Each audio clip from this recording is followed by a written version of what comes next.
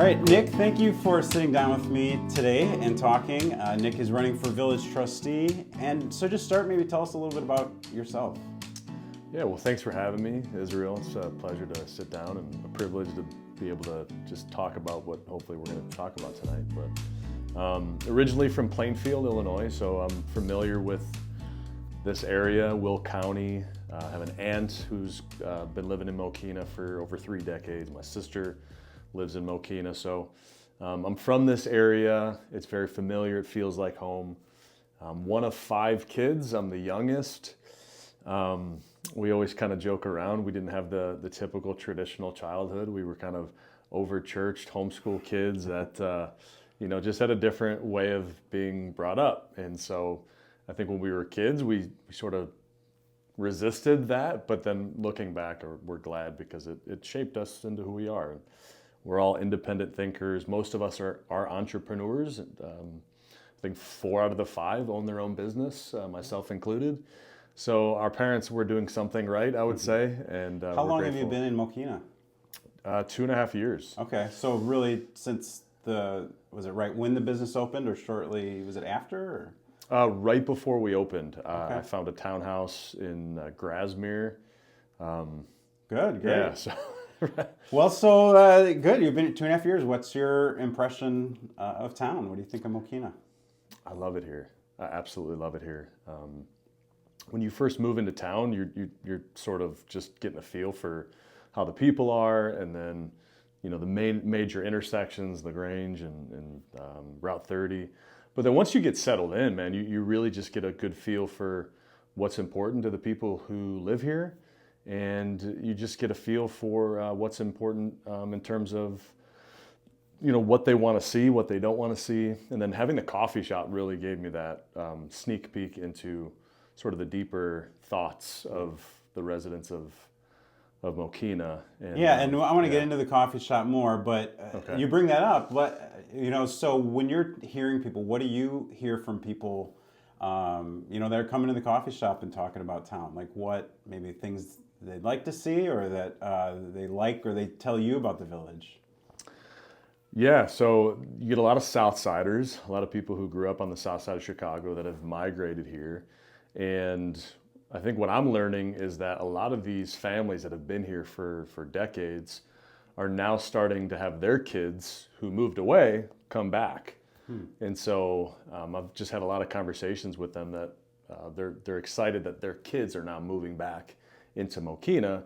And so having conversations with the parents and now getting a chance to have conversations with the kids that are starting to lay roots down here and grow their families, they start talking about wanting a downtown. They start wanting to share their thoughts about what Mokena can be and not throwing the baby out with the bathwater and changing everything. It just means that there's just so much potential to maximize just what this town is capable of. And we have a lot of young people, a lot of young families that want to see that in their lifetime. And then a lot of people from my parents' generation that want to be champions of that actually want to see their kids in a town where they grew up in better than when they left it. So, yeah. Talk a little bit about what do you do for fun when you're outside of the coffee shop?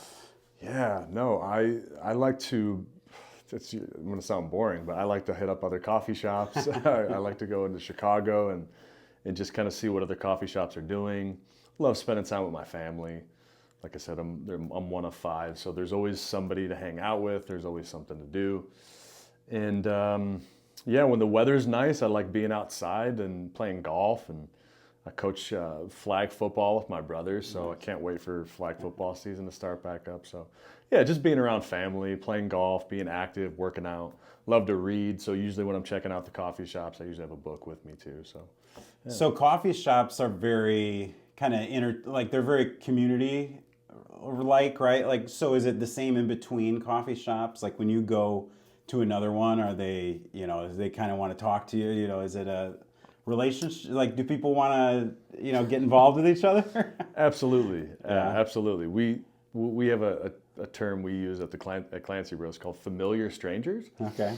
So there's this kind of unspoken connection that you feel when you step into a coffee shop, but you're always tempted to want to push past that boundary of like, hey, these people know my name, they know my drink, like they know my routine, they know what time of day I come in. And so there's this familiarity that you just naturally build over time, that you become familiar with because you want to go back. You want to experience that feeling of being known and being seen. But at the same time, you know that you can't be friends with everybody and you can't hang out with everybody. So I usually just try to keep it surface level. Yeah. And that's usually how we do it at Clancy Bros too. It's just you get to know people beyond a certain point, but there's also room for friendships to be made too. So. Any outside, other coffee shops that you really like outside of the area that you'd recommend or you found recently? Yeah, so how much time you got? So I'm always looking for cool spots just because I love specialty coffee, which is different than, Starbucks, Dunkin', those kind of things. So I'm always looking for cool spots in the different suburbs, but my favorite coffee shop is this place called Gaslight. What a name, right? Gaslight Coffee Roasters it's Logan Square, so it's like Milwaukee and Fullerton. Okay. So they roast their own coffee. They buy really good coffee. They roast on the same machine that we roast on. So I'm, kind of showing their support because they roast on a Diedrich, which is what we roast on. And I know the guy who does all their coffee, and he's just a great dude. So I'm always trying to plug Gaslight for those people who are trying to get good coffee in the city. So yeah. Very cool. Yeah. Getting into the business a little bit, when you decided to bring or start a coffee shop, or how did you, maybe one, decide to start it, and then two, end up in Mokena? Love that question. Huge, long journey to get there, so I won't get into all those details, but I started two businesses when I lived out in Arizona. I moved out there in 2015, started two businesses that failed. And most people are like, well, that stinks. And it did. And What were those? What kind of businesses were you doing? One was an app. It was automated video editing software. So it was centered around going to events. So you would go into an event, you would record and document your experience as the fan of that event. You would submit your content through the app, and then we would embed the user's content with the content that was taken from the venue. So if it was a concert or a sporting event, it would kind of splice both perspectives together and then generate like a 90-second highlight video of your time there. And so spent a lot of time developing that and trying to get that up off the ground. And it failed. It was not a good situation, but I just learned so much. So I almost feel like I got my master's degree in business just by failing at business my first time. And then it wasn't until I moved back in 2021 that I got that itch to start a business again. Sat down with my brother Chris, and he's like, let's do something, man. What do you think? And I'm just like, well, I love coffee. I started roasting on the side just kind of as a hobby. I used to work as a barista part-time while we were starting those other companies in Phoenix. So I had worked in it, I had a passion for it, and this itch to be an entrepreneur.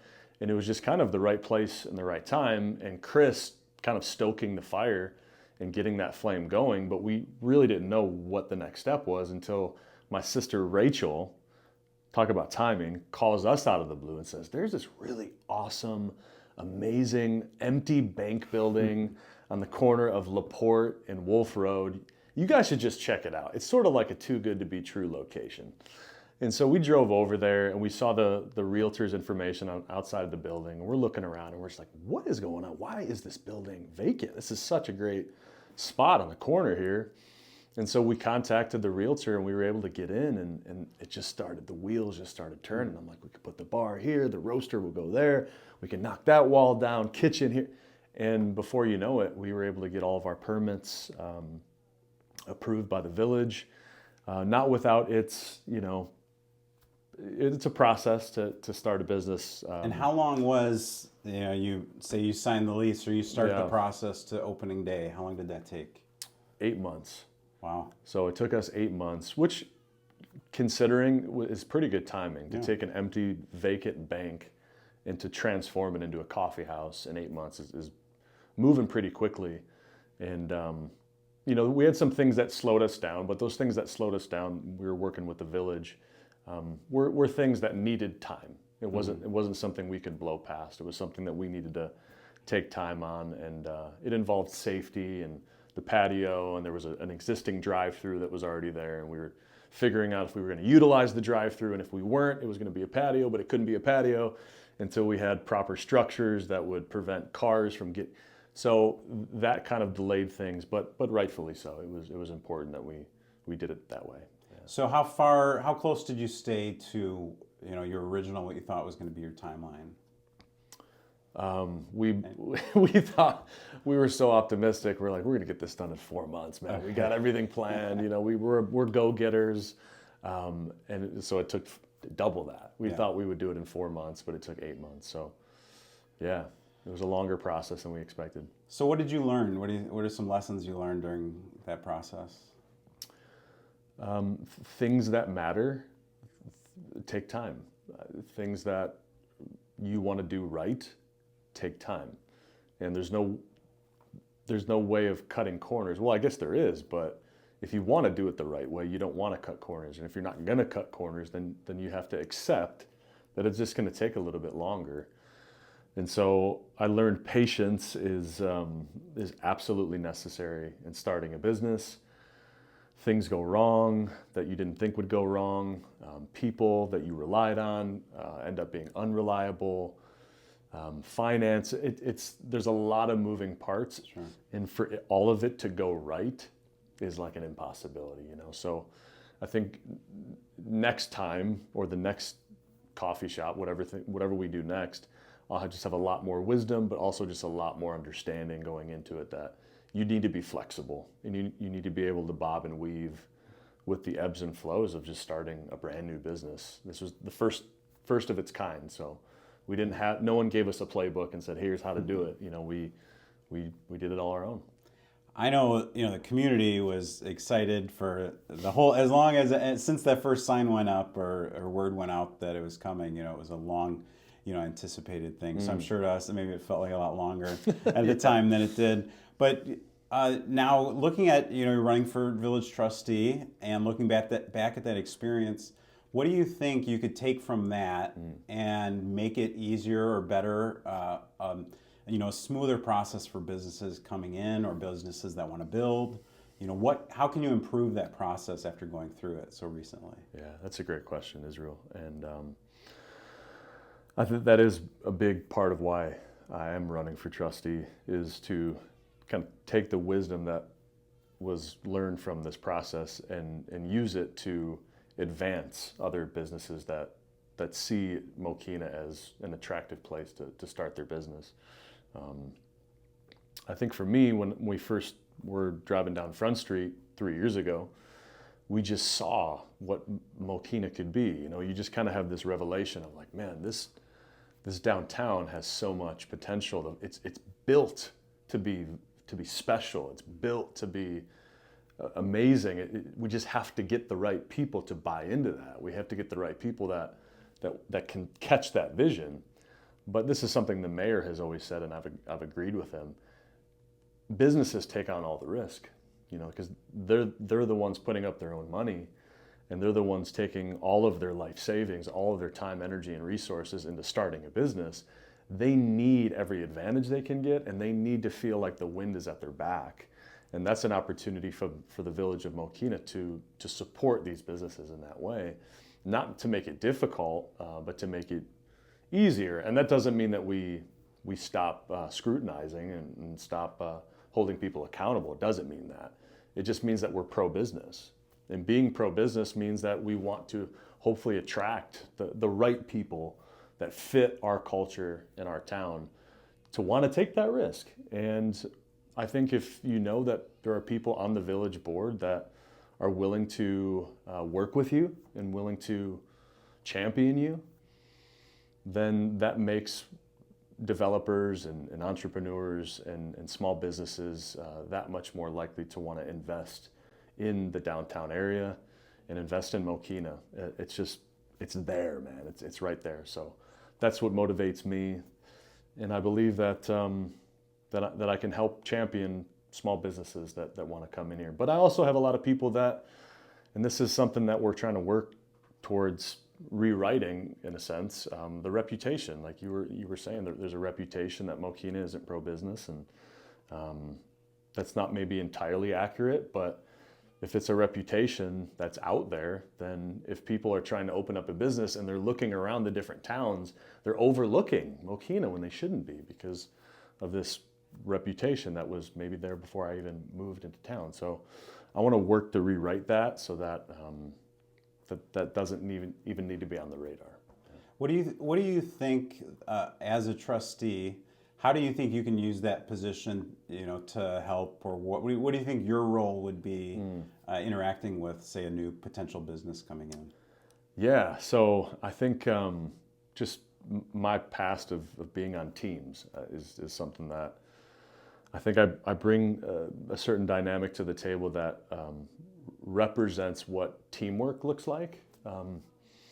So I'm able to get things done by myself if I can, and if I can't, I will find somebody who can. And usually it's somebody with a completely different skill set, a completely different background, a completely different level of ability in that area. And so knowing that I want to execute something, but knowing that it's going to take a team to do it, I think is an asset to the village, because I know where I end and where someone else can begin. And so it does take a team to make something a reality. And when it comes to small businesses coming into town and recruiting those businesses, I'll know which person needs to be called, which person needs to be set aside and asked questions to. And so that's kind of the approach that I'm bringing to this. Is just it's going to take teamwork. It's going to take the right people being on the right seats in the right positions, and ultimately they just need to know that we're going to work with them. Yeah, great.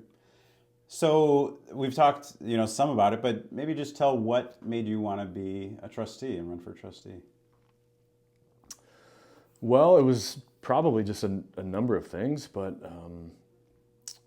being able to have a relationship with some of the people who are already on the board, just through coming into the coffee shop and having some innocuous conversations, random conversations, and seeing their heart and catching their heart, because they care. And I think that's what's attractive about wanting to work with people that care. And so having conversations with the mayor and asking him if I would have any interest, and originally kind of being like, no, I got my hands full. I have a business that we just opened. It's a lot, plus other things that are going on in my life that I want to focus on. But I just had this itch. I don't know where it kind of came from. If it's just the conversations I've had, or just a passion for wanting to see something so ripe for change in a good way. See that through, to see that vision come to reality. That's what made me want to run, I think, in the end. So you talked a little bit about downtown, and we had talked a little before, and that's something I'm extremely passionate about. I live in downtown. I want to see an active, vibrant downtown. We see a spark of it with the dock coming in, and Zap being there now, and some other things.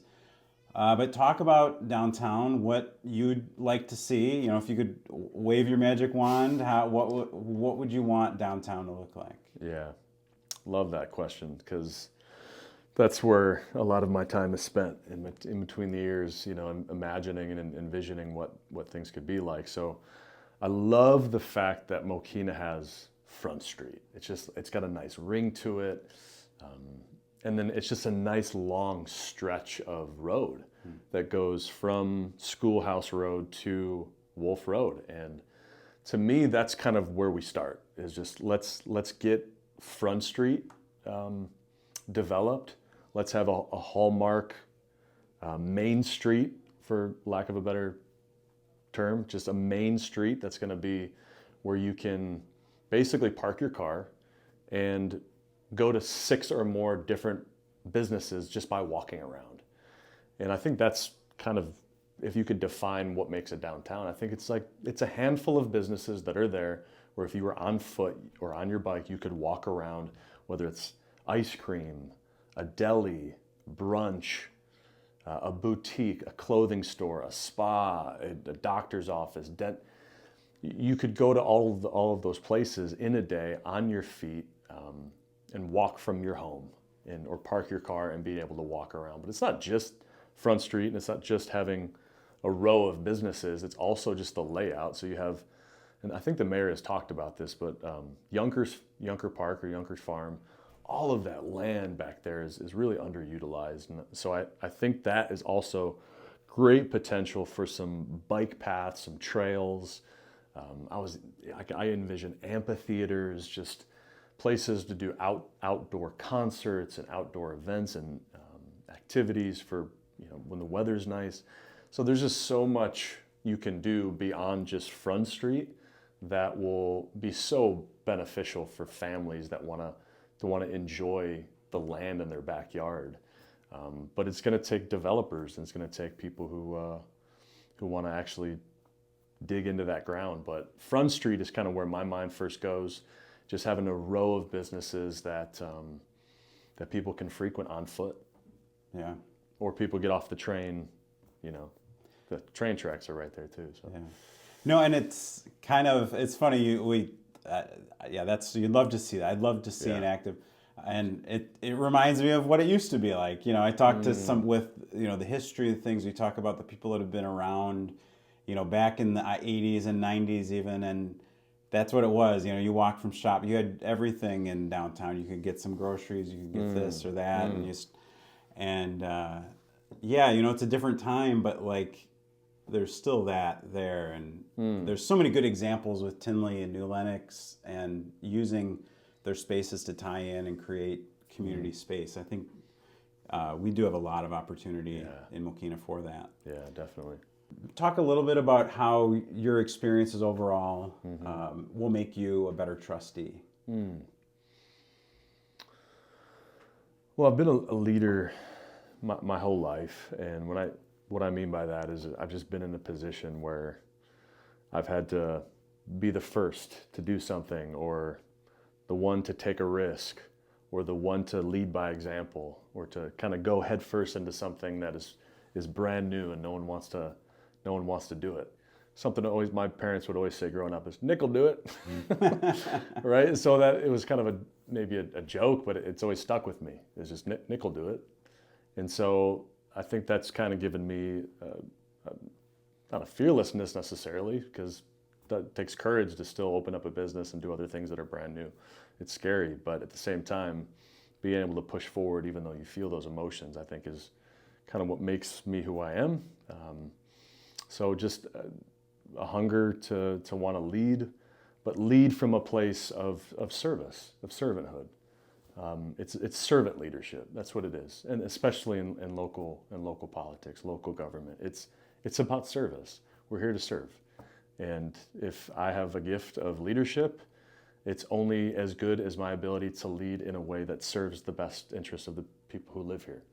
So I think that's kind of what I bring, but I also bring vision, and I bring a level of determination to want to see things be a reality. We can sit around this table all day long and dream about Front Street and all these possibilities, but we got to get it done. We actually need to work and act. So another side of that is my impatience of like, come on, let's go. We can do this. We just have to cooperate. We have to work together. So I think it starts with a vision. It starts with good leadership. I think we have that with Mayor Frank Fleischer. He's got the vision, and I think that's a big part of why I'm even sitting here, is just the conversations we've had of him also wanting all of this to happen before, he's done with his service.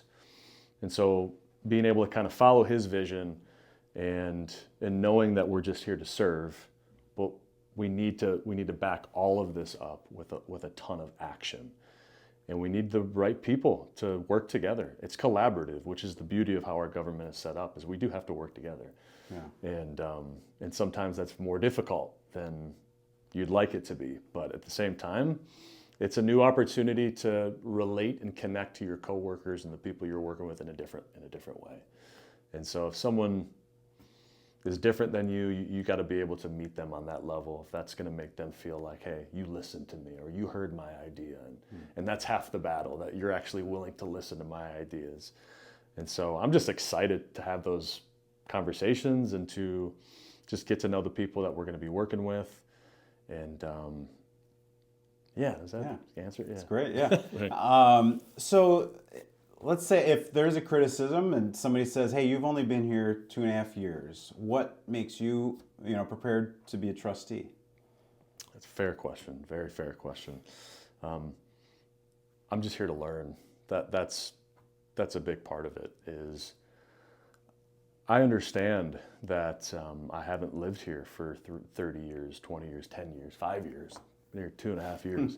I understand that, but I've had so many conversations with people who have come through the coffee shop, and I've been able to second-handedly get a rundown of this town just through the people who have lived here for so long. So in a way, I feel like I've lived here longer than I have, just because I've gotten to spend so much time with people who have been lifelong Mokena residents.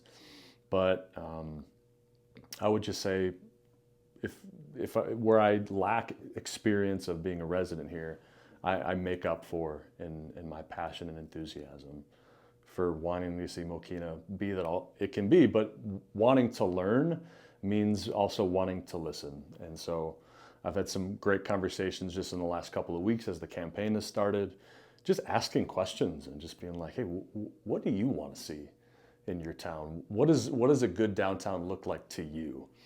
And when you start to connect the dots and you start to see common denominators of like, wow, okay, these aren't just random things people want to see. There's a cohesive narrative starting to connect here that people want a downtown, and they're craving it, so they deserve it.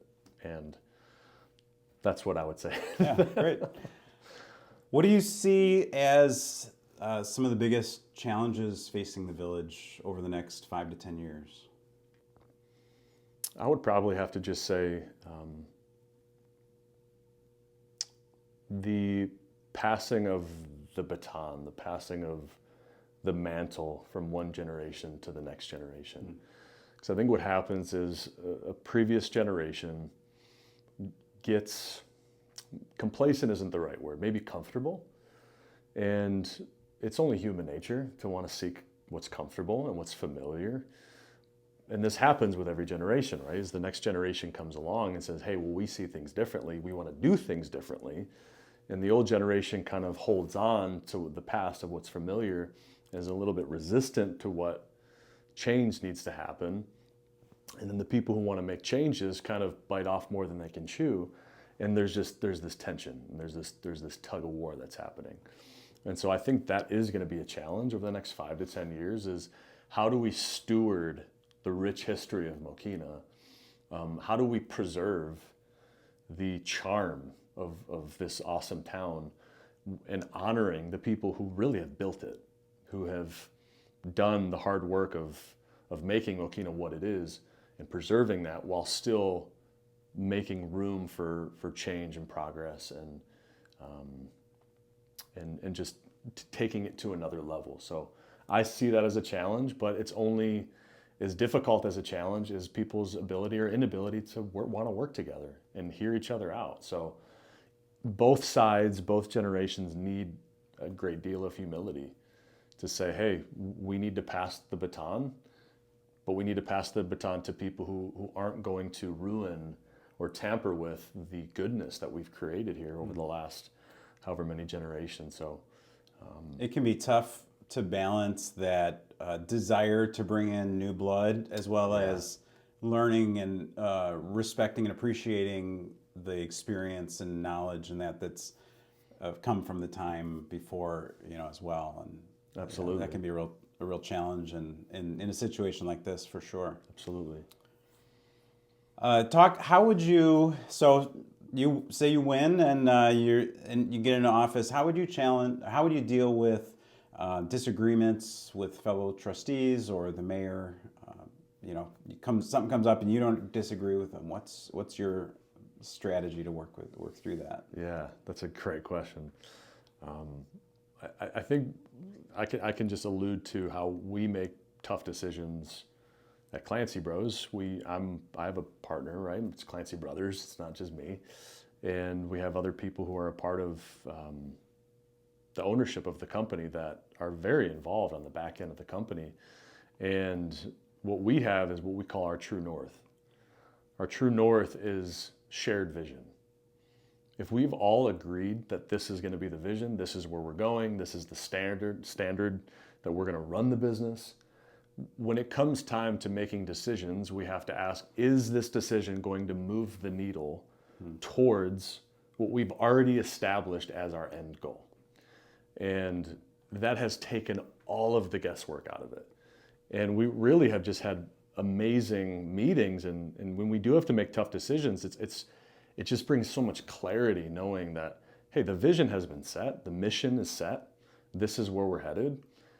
These are the values and these are the characteristics of the kinds of people we want to bring into this team.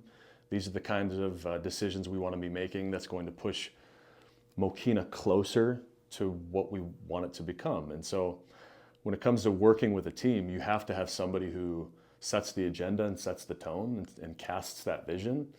And not everyone has to agree with that vision, and sometimes that is the case. But when you come to a disagreement, hopefully there is something that is going to be your compass, that is going to guide you back towards a place of not compromise, but agreement, where we can maybe disagree on certain things, but we can agree on the bigger picture stuff, the macro stuff of like, hey, this is going to move the needle towards where we want to go, and so we need to be in agreement on this. But I think too, it's again, it goes back to the service thing. It's not about me. We're all individuals up there, but we have to vote together, and so each one of us brings a different perspective, and that's a beautiful thing to some degree. But when we go issue by issue, line item by line item, you're bound to have a disagreement. And so my thought is collaboration. I just want to be able to collaborate. And if you can't, then you can't. And then you use the power of the vote to kind of be your last ditch effort to speak your piece. Is you vote a certain way. But if you can come to an agreement through conversation and collaboration first, by going back to your true north of what you're setting out to do in the first place, then I think that's half the battle. So kind of as we wrap up, I have some more lighthearted questions. But first, talk about your family a little bit. Your siblings. Tell us who they are a little, and your parents. Yeah. So my parents, Mike and Rose Clancy, best parents I could have ever asked for. They did so much for us growing up. When you look back, it's like, how did my mom homeschool 5 kids? How did my dad start a construction company from nothing and then build it to what it was, while having 5 kids and us being involved in everything, sports, academics, just busyness. But had great parents. They're still very invested in my life and I in their lives to this day. We're very close. My brother Mike, he's the oldest. He's an attorney. He lives out in Scottsdale, Arizona. He's got a big family. He's married and he's got 6 kids. My brother, 6 kids. He's got 6 kids. Yeah, just had twins over the summer. Wow, so 4 to 6. Yeah, in the blink of an eye. Yeah, so they have a beautiful family out there in Arizona. My sister Beth, she's out here. She lives in Plainfield. She's married, 2 kids. She works for a real estate development company out in Lamont. Chris, my partner at Clancy Bros, married, 2 kids. He lives out in Western Springs. He and I coach flag football together, and he's just a guy I look up to and always been a role model and a mentor to me, especially when I was really young. But so to be able to work with him has been awesome. He also has a construction company called Clancy & Co. Works primarily out of Chicago on like the north neighborhoods up there in the city, and he does a really good job of taking old buildings, and it's ironic that we took an old building in Clancy Bros and we made it into something great, and that's what he does. He takes old buildings and he renovates them, he flips them, he redoes them, and he sells them. So he's really found his niche out there in the city. And then my sister Rachel, another entrepreneur, married to another entrepreneur. She's got 2 boys. She lives here in Mokena. Her company's called Boxed Gift Company. Yeah, talk a little bit about that within your little complex there. Yeah, Rachel started in 2017, and it just started kind of as a passion project. She just has this gift of wanting to give, right? And so she just is this generous person. She's like, how do I take that and make it a business? And then she just had this idea of these like carefully curated gift boxes where people, if they're in a pinch and they don't have time to like go out and get a gift, they literally go right to her shop, fill your box with these random... Yeah, that's my wife's exact MO. So she's done it a couple of times. It works out great. Oh, that's great. Yeah. Oh, yeah, that's great. so she's doing great over there. She started out in her house, then moved to New Lenox, and now she's here in Mokena. So that's awesome. Yeah, it's great. And that strip, so there's a couple things in that other property there. Yeah, over first unit we have Fratello's. They do a lot of catering, but they also have lunch and dinner for walk-ins, and I'm pretty sure they have a pretty stellar DoorDash community because you always see cars coming in and out picking up orders. Really good Italian food. Next door is actually Clancy Bros wholesale, so we have a second business. It's the wholesale arm of the company where we just roast. So we not only roast for ourselves, but we roast for other businesses in this community and then all over Chicagoland. And is that part open? Is that open to the public at all or not? It's not. Okay. It's like our roastery where we roast most of the beans, but it's also it's an active commissary too. We have a full kitchen in there that's been approved of Will County Health Department for people who want to use it as a commissary, but we use it to make all of our pastries. Oh, wow. So all of our pastries are in-house. So it's a kitchen, roastery. And then the last unit is In Touch Design. I think that's what it is. Okay. You'll have to double check, but in Design or in Touch Design. And it's just an interior design boutique company out in that corner unit. So yeah, we have neighbors and they're all great. So it was cool to see that building finally get some tenants. Well, the whole corner, that building's been vacant as long as, we were coming on 9 years, and I know it was before that too. So it's great to see the whole thing active now. It really brings life to that corner. Mm-hmm. So besides Clancy's, what's your favorite breakfast restaurant?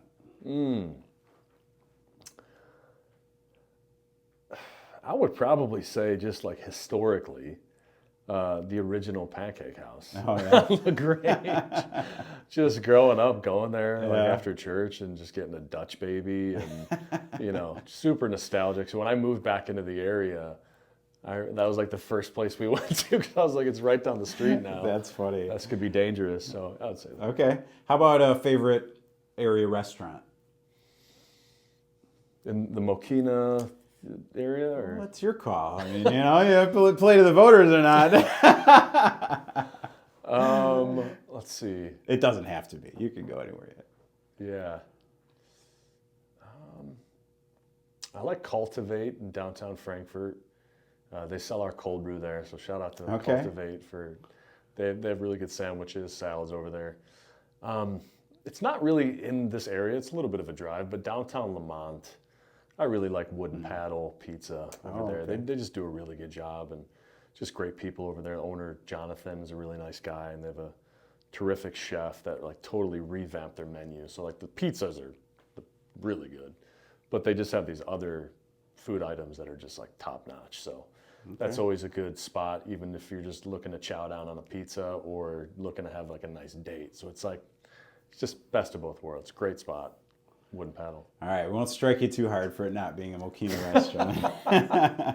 How about your favorite Mokena community event?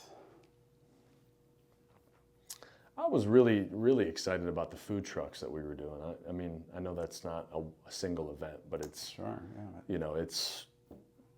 it's a weekly thing, and a lot of people started coming to it. Especially when it first started, you weren't sure if it was going to take off, and then boom.